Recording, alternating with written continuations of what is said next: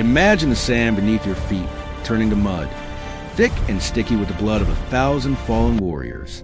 The air reeks of iron and sweat, the metallic tang so strong you can taste it on your tongue. And there, in the dim light of a breaking dawn, King Richard the Lionheart, his armor dented and slick with gore, charges alone into the heart of Saladin's elite Mamluk guard. His sword swings like a reaper's scythe, bones crunching on the blade, screams piercing the chaos as he cuts down 7, 8, 9 of them in a blur of steel and fury.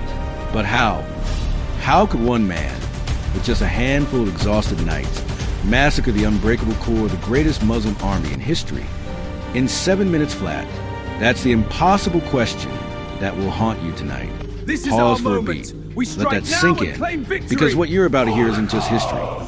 It's a nightmare come to life, a story of betrayal, desperation, and blood-soaked revenge that will make your pulse race. Stick around, because in the next hour, I'm going to drag you through the gates of hell itself during the Third Crusade. But first, let me tease you with 5 insane moments that will blow your mind and leave you begging for more. Number 1. Picture this. A priest stripped to the skin, diving into shark-infested waters under a hail of arrows, swimming for his life to deliver a message that could save or doom an entire city. What secret did he carry that turned the tide? Number 2. Richard the Lionheart, the unbreakable king, reduced to a feverish wreck, whispering confessions of his darkest sins while death whispers back. But wait until you hear the twisted childhood trauma that forged his rage. It's the key to why he fought like a demon possessed. Number 3. An insane plan so reckless, his own knights laughed in his face. "You're mad," they said. "We'll be slaughtered like lambs." But Richard's response? A grin that chilled their blood, and a strategy straight out of madness. Number 4. The first clash, where hope flickers like a dying torch. Swords clash, shields splinter, and for a moment, victory tastes sweet, until the ground shakes with the thunder of 10,000 enemy hosts. Number 5. The miracle twist no one saw coming. A forgotten trick from ancient battles that turns total disaster into a slaughterhouse. And oh, the revenge. Bodies piling so high, even the vultures turn away. These aren't fairy tales. They're ripped from the chronicles of men who were there, like Baal-Din, Saladin's own scribe, who watched in horror as his master's empire crumbled. You think you know the Crusades? Think again. By the end, you'll feel the despair, the hope, the blood on your hands. Let's dive in. Act 1. The underdog setup and stakes. Oh, you need to feel this despair deep in your gut like a knife twisting slow. It's July 1192, the Holy Land baking under a merciless sun. The Third Crusade has been raging for years, a brutal meat grinder where Christians and Muslims tear each other apart for Jerusalem. The city of God turned into a charnel house. Saladin, the Kurdish Sultan, the unifier of the Islamic world. He's the boogeyman of Europe, the man who recaptured Jerusalem 5 years ago, sending shockwaves through Christendom. His armies are vast, disciplined, fanatical. Light cavalry that strike like lightning, heavy Mamluk guards, slave soldiers turned elite warriors, bred for war, unbreakable in their loyalty. Now zoom in on Jaffa, this coastal fortress, just south of Acre. It's the lifeline for the Crusaders. Control Jaffa, and you control the road to Jerusalem. Lose it and the dream dies. The garrison there? A ragtag bunch of maybe 1,000 men. Knights, foot soldiers, locals scraped together after the grueling siege of Acre. They're undermanned, underfed, walls crumbling from neglect. And Saladin? He's had enough of these infidel dogs nipping at his heels. On July 27th, he unleashes hell. Imagine you're one of those defenders, standing on the battlements as the horizon darkens with dust clouds. The ground trembles. Tens of thousands of Saladin's troops, banners fluttering like vultures' wings. Catapults hurl boulders that smash into walls with bone-jarring thuds, stones exploding into shards that slice through flesh. The air fills with the acrid smoke of Greek fire, that infernal napalm of the age, clinging to skin, burning men alive as they scream and flail. Arrows whistle like angry hornets, thunking into shields, piercing armor with wet pops. For 3 days you fight. Your arms ache from swinging swords, your throat raw from shouting prayers. Blood slicks the stones, making every step a slip toward death. The Muslims breach the walls, miners tunneling under, sappers with hooks and ladders. They pour in like a flood, hacking, stabbing. You see your comrades fall, a knight's helmet cave in by a mace, brains spilling like porridge. A young squire gutted, his intestines steaming in the heat. The smell, God, the smell of voided bowels, charred meat, fierce sweat. It chokes you. The city falls. Saladin's men go berserk, slaughtering pigs in the streets. Unclean animals to them, mixing Christian corpses with the swine in a deliberate insult, bodies bloating in the sun, flies buzzing in thick clouds. The survivors, a few hundred, retreat to the citadel, the last redoubt. Barricaded doors, arrows running low, water tainted with blood. Despair sets in, whispers a surrender, but the commander holds firm. Hold, he says, or die as martyrs. But deep down, you know it's over. Saladin will starve you out or storm the gates. The stakes? If Jaffa falls for good, the Crusaders lose their southern anchor. Richard's entire campaign unravels. Jerusalem stays Muslim forever. Europe mourns. Popes weep. Kings plot new wars. But for you on those walls, it's personal. Your family back home, your soul's salvation, all hanging by a thread. And Saladin? He's triumphant, but cautious. He knows Richard the Lionheart is nearby, that red-bearded giant of man, famous for his fury. But Richard, he's pulling back to Acre, preparing to sail home. The Crusades failing, disease, desertions, infighting among the kings. Philip of France already bailed. That coward, Richard's alone, his army a shadow. Despair, my friend, feel it, because from this pit of hopelessness, something impossible is about to rise. But hold on, what if I told you one man's desperate act changes everything? A priest, yes, a simple priest named Father Elias. His real name lost to time, but his story etched in chronicles. Stripped naked to swim faster, he dives from the citadel walls into the sea, arrows splashing around him like rain. Sharks lurk, waves crash, but he swims, lungs burning, salt-stinging wounds, toward the distant Crusader fleet. Why? To beg for help. That's human story number one, from the Christian side. Elias reaches a ship, gasping. The citadel holds. But hurry, Saladin slaughters all. Imagine the crew's faces, hope flickering in their eyes. But will Richard listen? That's the hook. Stay with me. Now, let's shift to the Muslim side.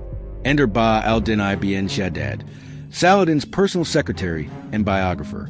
He's there in the camp, quill in hand, recording the Sultan's triumphs.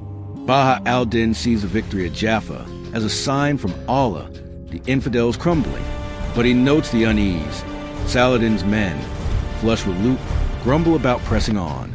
Baha al-Din writes of a young Mamluk guard, let's call him Yusuf, drawn from real accounts of elite troops, who boast of killing 3 Christians single-handed, their blood still on his scimitar. The Franks are dogs, he says, will hang their heads from the walls. But deep down, Baha al-Din senses doubt. Saladin's health is failing, malaria, exhaustion. The Sultan prays 5 times a day, but victory feels hollow. Human story number 2. Yusuf's arrogance will cost him dear. The despair builds. Richard gets the message in Acre. His advisors urge caution. Sire, we have but a handful of ships, tired men. Saladin has 20,000. This is our moment. But Richard's eyes burn. Victory. Jaffa falls, we all fall. The stakes skyrocket. Lose now, and the Holy Land is lost for generations. You feel it, right? That knot in your stomach. Good. Because Act 2 is where we humanize the lion. Act 2, leader's personal torture / dark past.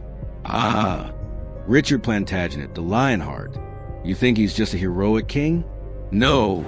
He's a tortured soul, a man haunted by demons that would break lesser men. Let's peel back the legend, make you feel his pain, his humanity. Born in 1157, son of Henry II and Eleanor of Aquitaine. Royalty, sure, but a family straight out of a nightmare. Imagine being a boy, watching your father imprison your mother for rebellion, your brothers warring against each other like wolves. Richard rebels too at 16, leading armies against his own kin. Victories come, but at what cost? Betrayal scars him deep. Fast forward to the crusade. He's 34 now, 6 foot something, red hair like fire, a warrior poet who composes songs but lives for battle. But the torture? It starts at Acre. The siege there, 2 years of hell. Disease rampages, scurvy rotting gums, dysentery turning bowels to water. Richard falls ill, skin yellow, fever dreams of home. He confesses to priests. Sins of pride, wrath, even rumors of unnatural loves. Whispers his bond with Philip of France turn sour. "I'm damned," he whispers in delirium. But Saladin, ever the chivalrous foe, sends fruit and physicians. Richard recovers, but the darkness lingers. Now, in 1192, as Jaffa burns, the torture peaks. Richard's marriage to Berengaria, childless, strained. His kingdom back home, Brother John plots treason. The crusade, failing. He's massacred prisoners at Iadi. 2,700 Muslims executed in cold blood after Acre, their bodies left for crows. Guilt gnaws at him like rats. Chronicles say he weeps in private, praying for forgiveness. But war calls. Human story number 3. From the Muslim side, Saladin himself. Baha al-Din records his master's anguish. Saladin, born Yusuf ibn Ayyub, a humble Kurd who rose to sultan. He lost his father young, fought endless wars, unified Egypt and Syria. But now at 55, he's weary. "The Franks are lions," he tells Baha al-Din, "but I must be the eagle." His personal torture? Family divisions, sons vying for power, like Alzair, eager but reckless. Saladin dreams of peace, but duty chains him. Richard's dark past fuels his fire. Abandoned by allies, haunted by failures, he decides. Sail to Jaffa.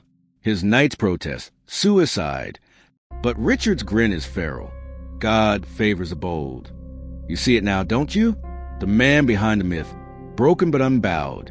But what happened next made even hardened knights vomit. Hook time. Because the plan? It's insanity incarnate.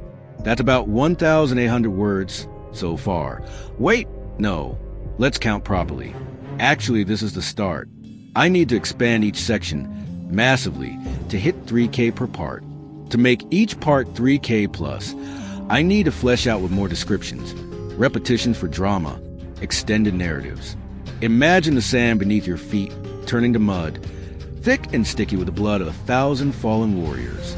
The air reeks of iron and sweat, the metallic tang so strong you can taste it on your tongue.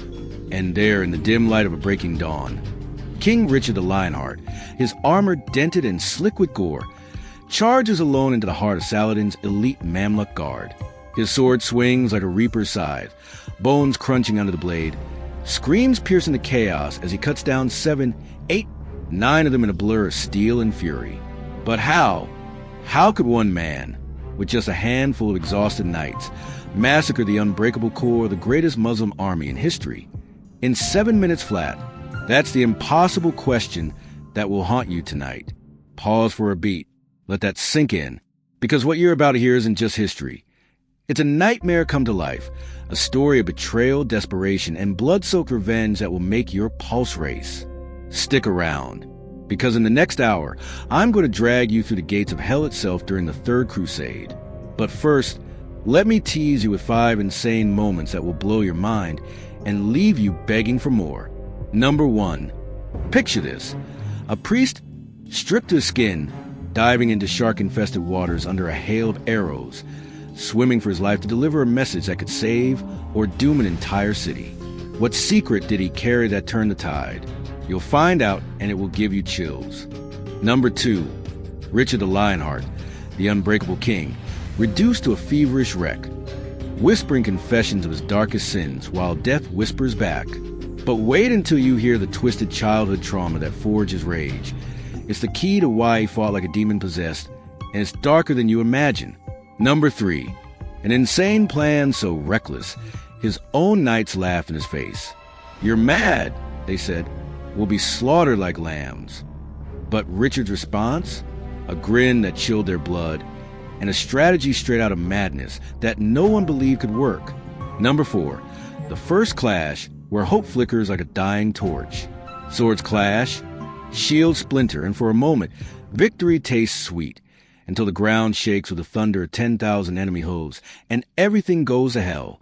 Number 5. The miracle twist no one saw coming. A forgotten trick from ancient battles that turns total disaster into a slaughterhouse. And oh, the revenge. Bodies piling so high, even the vultures turn away in disgust. You think that's the end? Wait, there's more, a hidden truth history buried for centuries. These aren't fairy tales. They're ripped from the chronicles of men who were there, like Ba-al-Din, Saladin's own scribe, who watched in horror as his master's empire crumbled. You think you know the Crusades? Think again. By the end, you'll feel the despair, the hope, the blood on your hands. Let's dive in, starting with the underdog setup that will make you feel the weight of impossible odds. Act 1, underdog setup and stakes. Oh, you need to feel this despair deep in your gut like a knife twisting slow. It's July 1192, the Holy Land baking under a merciless sun that beats down like the hammer of God. The Third Crusade has been raging for 3 long, bloody years, a brutal meat grinder where Christians and Muslims tear each other apart for control of Jerusalem. The holy city turned into a sprawling charnel house of shattered dreams and broken bodies. Saladin, the Kurdish Sultan, the unifier of the Islamic world. He's the boogeyman of Europe, the man who recaptured Jerusalem 5 years earlier in 1187, sending shockwaves through Christendom that echoed from the Vatican to the halls of English castles. His armies are vast, disciplined, fanatical, light cavalry that strike like lightning bolts from a clear sky, heavy Mamluk guards, those slave soldiers turned elite warriors, bred from childhood of war, their loyalty unbreakable, their skills honed to a razor's edge. Now, zooming on Jaffa, this coastal fortress clinging to the Mediterranean like a barnacle on a ship's hull, just south of Acre. Jaffa isn't just a town. This is our moment. It's the lifeline for now crusaders, and claim victory. the key supply hub, the gateway to the road that leads straight to Jerusalem. Control Jaffa, and you control the southern flank, the flow of men, weapons, food. Lose it, and the entire crusade unravels like a frayed rope, snapping under strain. The garrison there? A ragtag bunch of maybe 1,000 men at best. Knights weary from months of fighting. Foot soldiers with blistered feet and empty bellies. Locals scraped together from the surrounding villages, armed with whatever they could scavenge. The walls are crumbling from years of neglect, patched with hasty repairs that wouldn't hold against a stiff wind, let alone an army. Supplies are low, bread moldy, water brackish, arrows rationed like precious gold. And Saladin? He's had enough of these infidel dogs nipping at his heels, these Western barbarians who dared to cross the sea to challenge his dominion. On July 27th, he unleashes hell upon Jaffa, his forces descending like a storm from the inland hills. Imagine you're one of those defenders, standing on the battlements as the horizon darkens with swirling dust clouds kicked up by hooves and marching feet. The ground trembles under the weight of tens of thousands. Saladin's troops, their banners fluttering like the wings of vultures circling a dying beast. Catapults creak and groan, hurling massive boulders that smash into walls with bone-jarring thuds, stones exploding into razor-sharp shards that slice through flesh and armor alike, leaving men screaming as blood sprays in crimson arcs. The air fills with the acrid, choking smoke of Greek fire, that infernal napalm of the medieval world. Sticky flames that cling to skin and cloth, burning men alive as they flail and shriek, their flesh melting like wax under the relentless heat. Arrows whistle through the air like angry hornets, thunking into wooden shields with dull thuds, piercing mail with wet, sickening pops that end lives in an instant. For 3 grueling days, you fight tooth and nail. Your arms ache from swinging your sword, muscles burning like fire, your throat raw from shouting prayers and curses. Blood slicks the stones underfoot, making every step a treacherous slip toward death or dismemberment. The Muslims breach the walls, miners tunneling beneath like moles in the dark, sappers with grappling hooks and scaling ladders swarming up like ants on a carcass. They pour in like a flood tide, hacking, stabbing, their curved scimitars flashing the sun as they cut down your comrades. You see it all. A fellow knight's helmet caved in by a swinging mace, his skull splitting with crack like breaking wood, brains spilling out like gray porridge onto the ground. A young squire, barely out of boyhood, gutted by a spear thrust, his intestines uncoiling in steaming loops as he clutches them in disbelief. The coppery stench filling your nostrils.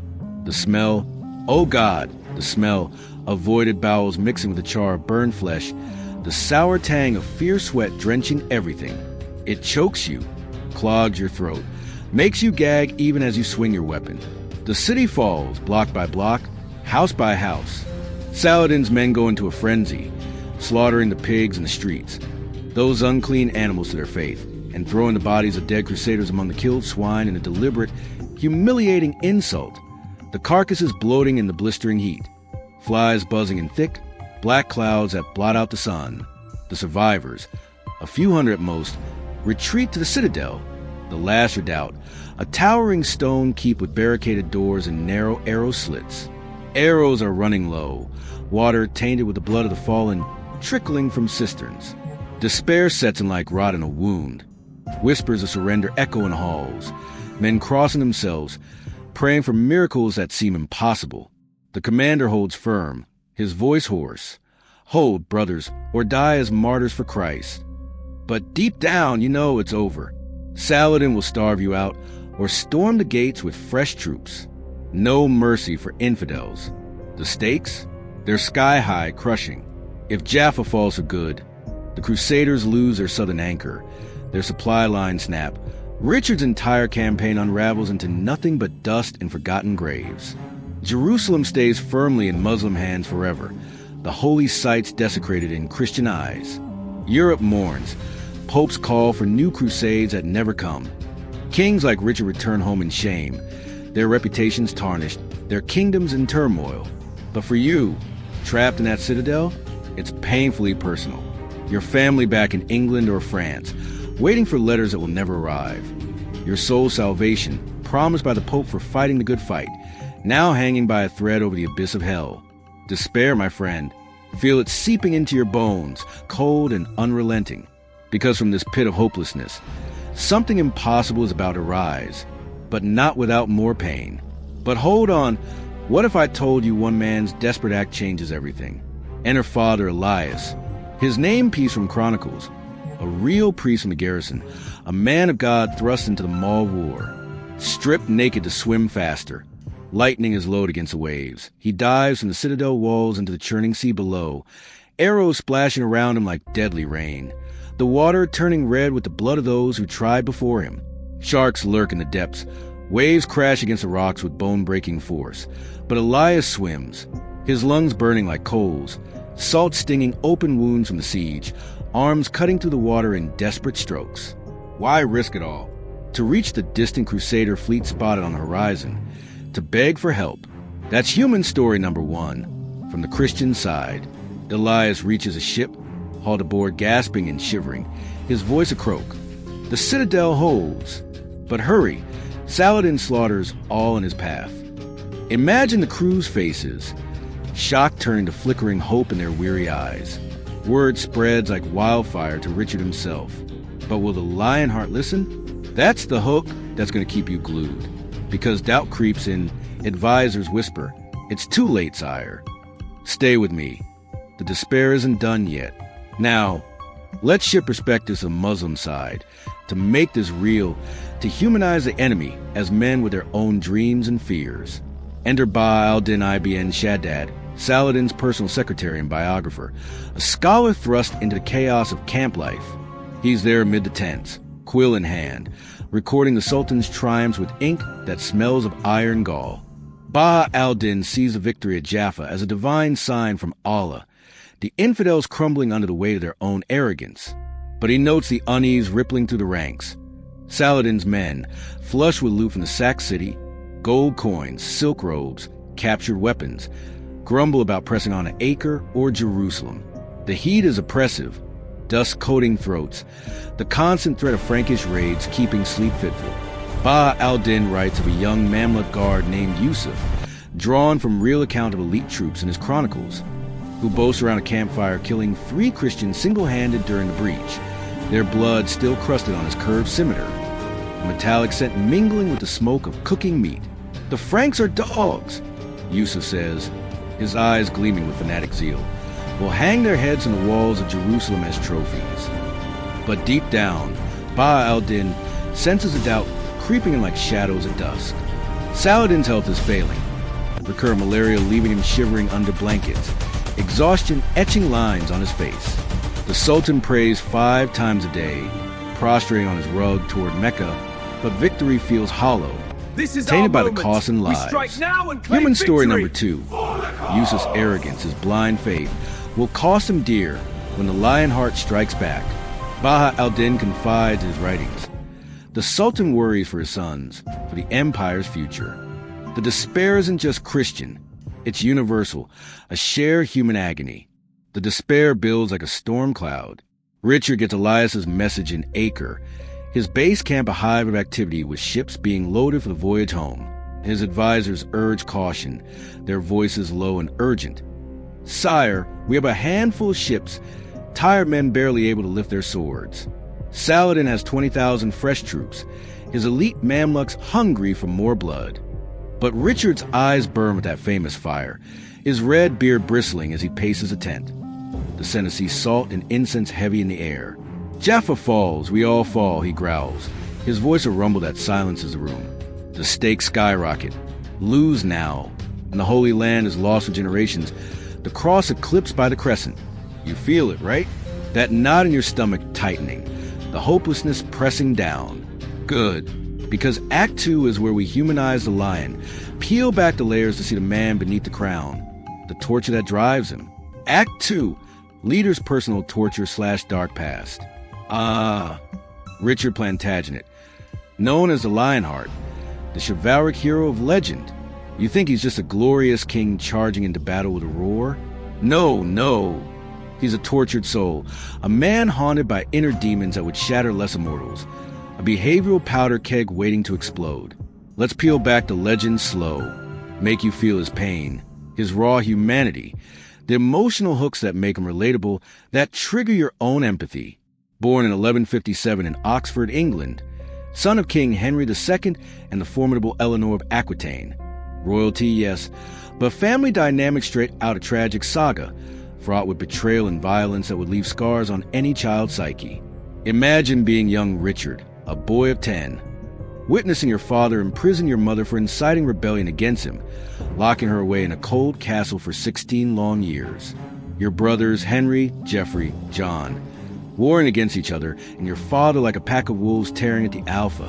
Richard rebels too. At just 16, leading armies against his own kin in the fields of France, swords clashing in family blood feuds. Victories come, but at what cost? The taste of betrayal bitter on his tongue. Trust shattered like glass. He becomes Duke of Aquitaine, rules with an iron fist, but the darkness festers. Rumors of his ruthless suppression of revolts. Villages burned, rebels hang from trees as warnings, their bodies swaying in the wind. Fast forward to the Crusade, 1189.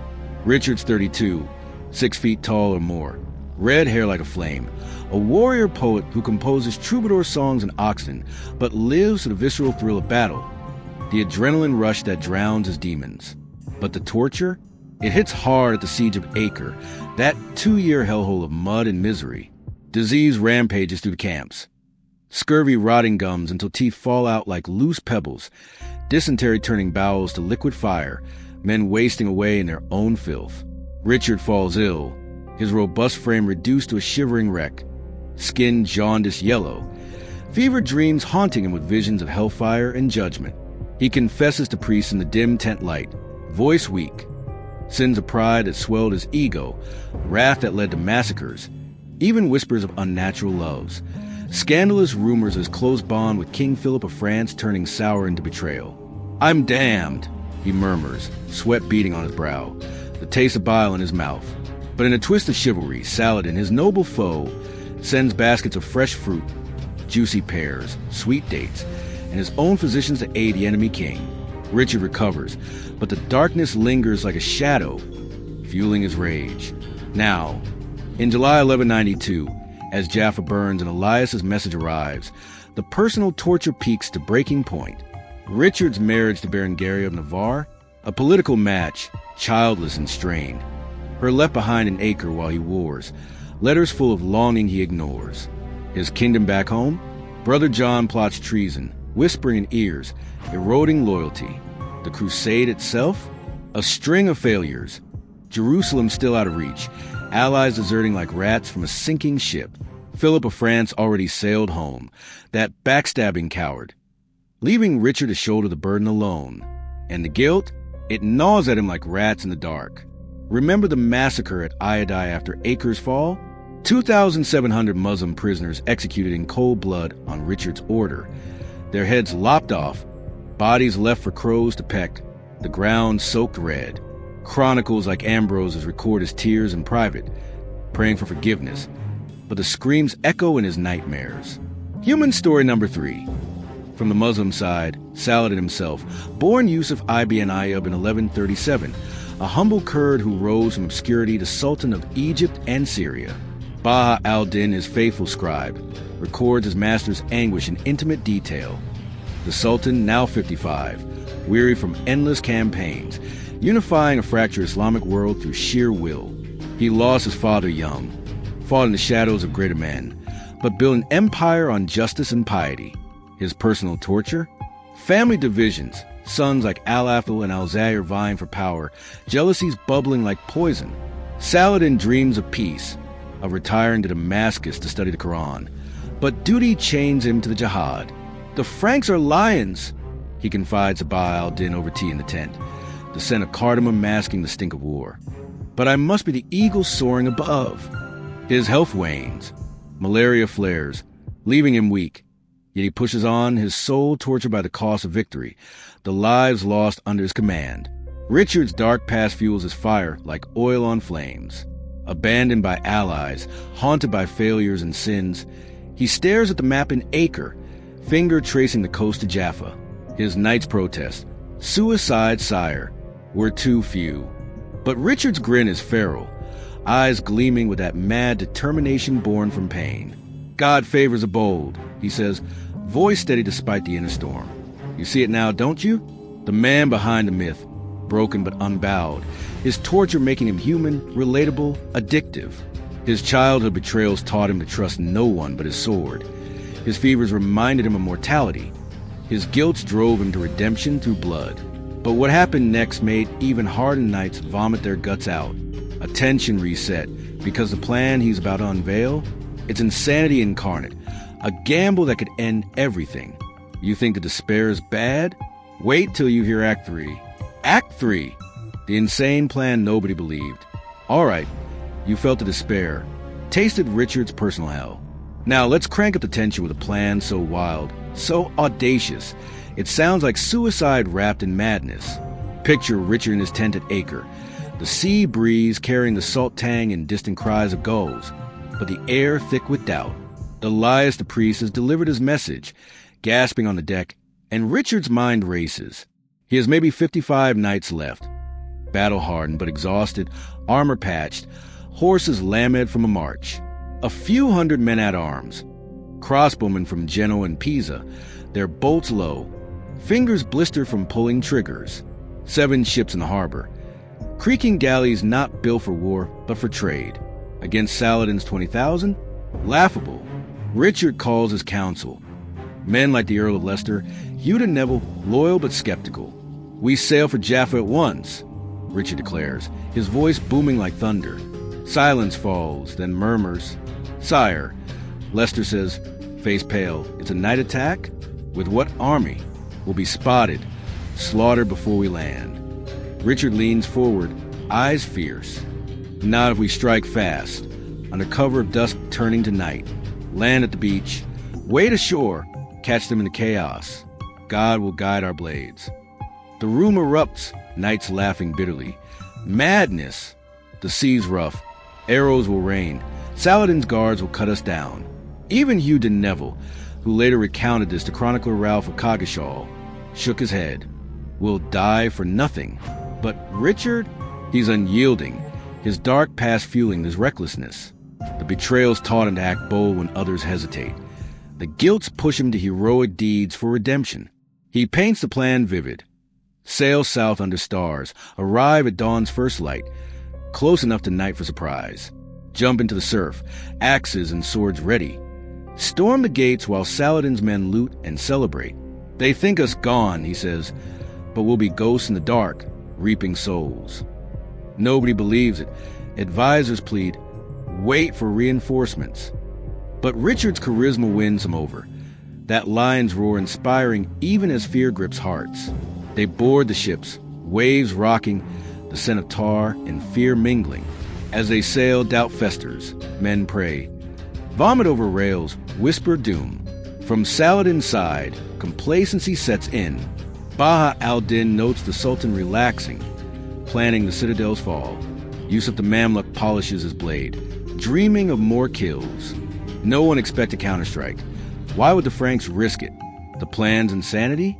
It's a surprise element, a curiosity gap that keeps you hooked. But will it work? Hold that thought. Act 4, First Blood and Hope. The ships cut through the waves, stars fading as dawn hints on the horizon. Richard at the prow, battle axe in hand, shield slung over shoulder. The beach looms, Muslim banners fluttering from Jaffa's walls. A murmur among the men. Too late, they're gone. But then, Elias's comrade swims out, confirming the citadel holds. Hope sparks like a flint strike. Richard leaps first, water to his waist, cold shock hitting like a slap. For God and St. George, he roars, wading ashore, axe swinging. His men follow, boots sinking in sand, arrows whizzing past. First blood. A Muslim sentry falls, throat slit, gurgling red. The Crusaders charge the gates, swords clashing with scimitars, sparks flying. Hope surges as they burst in.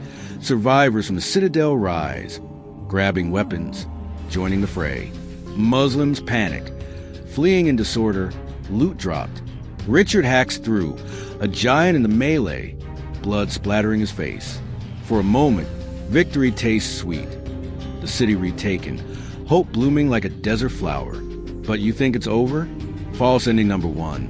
This is just the beginning. The ground shakes with approaching hooves. Act 5, total disaster.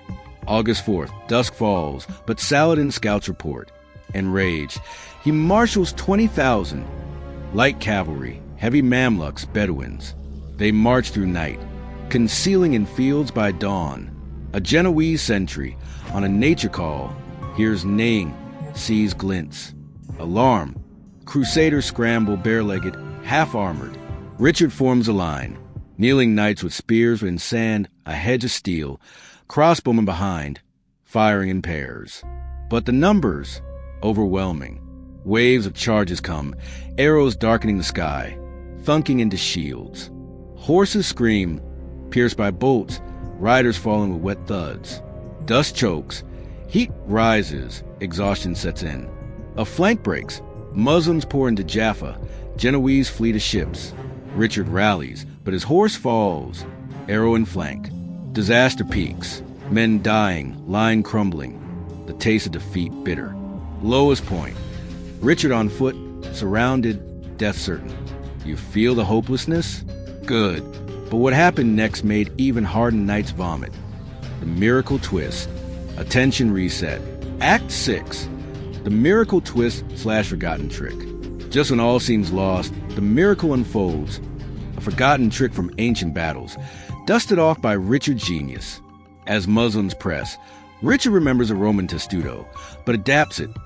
The spear hedge holds, crossbows rain death, bolts pierce light armor, horses collapse in heaps, riders crushed under. Saladin's son Alzair charges brave, but is pulled back. Baha al-Din watches in horror as morale cracks. Then the twist. Saladin's brother Aladil sends 2 war horses to Richard. A king should not fight afoot. Richard mounts, charges with 15 knights, cutting a swath. The forgotten trick?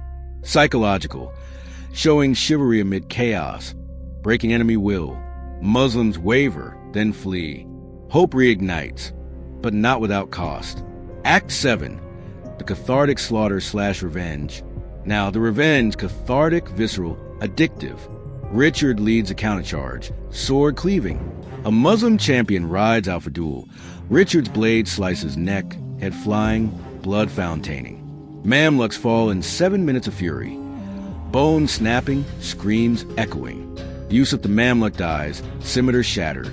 Revenge of the siege, the pigs, the dead. Bodies pile, the sand slaughterhouse. Catharsis washes over, despair to triumph. But is it over? False ending number 2. Saladin rallies for one last push, but fails.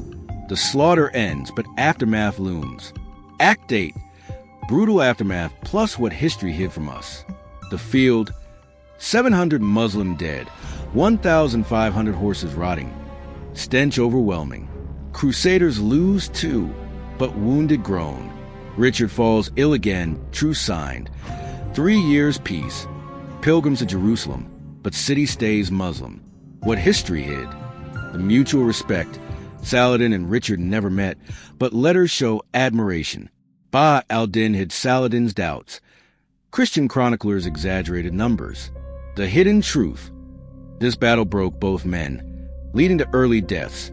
Richard from gangrene in 1199, Saladin from fever in 1193. History gloss a horror, the human cost. Expand on Act 8 with more detail, adding hooks, stories. The aftermath drags bodies buried, disease risk from rotting corpses. Richard's illness, fever, weakness, confessions again. Truce negotiations, envoys exchange, Aladil key. Hidden, rumors of Richard homosexuality buried by church. Saladin's family feuds leading to empire fracture. False ending 3. Peace seems eternal, but Fourth Crusade looms. Emotional build, visceral. Smell of decay, flies buzzing, vultures circling. Knights vomit from sights.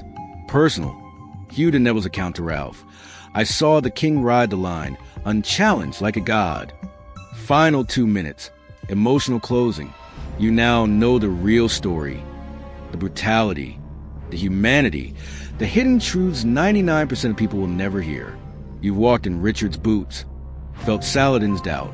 This makes you part of an elite club, wiser, more empathetic. Share this, subscribe for more. But remember, history isn't clean. It's blood, sweat, tears. Until next time, keep questioning.